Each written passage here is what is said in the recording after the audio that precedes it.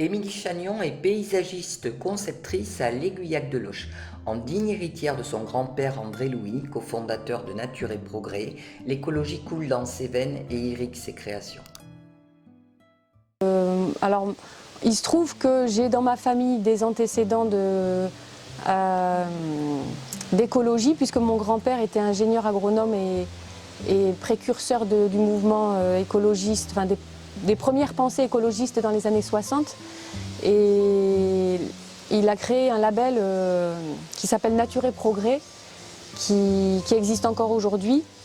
Et donc il a été parmi les fondateurs premiers du Sud-Ouest, tout du moins, de la pensée qui remettait en cause cet idéal du progrès et du productivisme. Et donc ça, je l'ai en moi. L'approche humaniste considérer un aménagement pas seulement comme une ornementation, mais comme quelque chose qui vit, qui est évolutif, qui répond à des besoins avant tout fonctionnels et qui se doit de remplir sa vocation le plus longtemps possible. Donc je fais attention à la durée de vie des matériaux, à la localité, au recyclage. Tous les aspects environnementaux dont on parle aujourd'hui sont des prérequis évidents pour travailler le paysage. Alors j'ai fait à Saint-Astier un square qui est de petite taille mais que je trouve bien dessiné, bien agréable. Lui me plaît beaucoup. Ensuite, j'ai fait des baignades naturelles parce que je travaille sur justement la valorisation du milieu, du germe de vie dont nous venons et d'un milieu qui est mis à mal aujourd'hui et qui a bien besoin qu'on le soutienne. Donc l'eau et le paysage ne forment qu'un.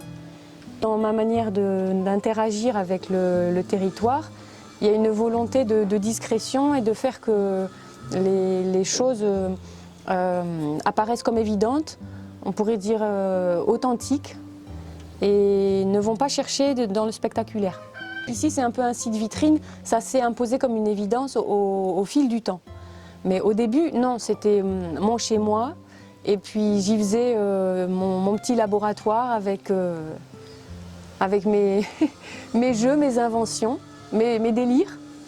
Et peu à peu, je me suis dit, finalement, ça traduit qui je suis et comment je travaille dans ce métier. Et ça peut être intéressant de faire visiter aux clients ou aux sympathisants du paysage. Toutes les choses réalisées se fondent, s'insèrent dans une topographie et dans un caractère et apparaissent presque comme séculaires. Le paysage, ça a été pour moi un marchepied pour monter à un niveau de réflexion, parce que c'est vrai que on peut le faire d'une manière superficielle ou on peut y plonger les racines, des racines dans la réflexion et dans le ressenti corporel très profonde.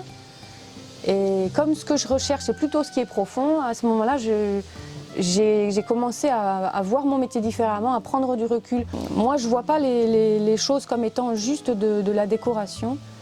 Ça ne me suffirait pas. J'ai commencé un peu comme ça et puis bon, j'ai vu que c'était limité quand même.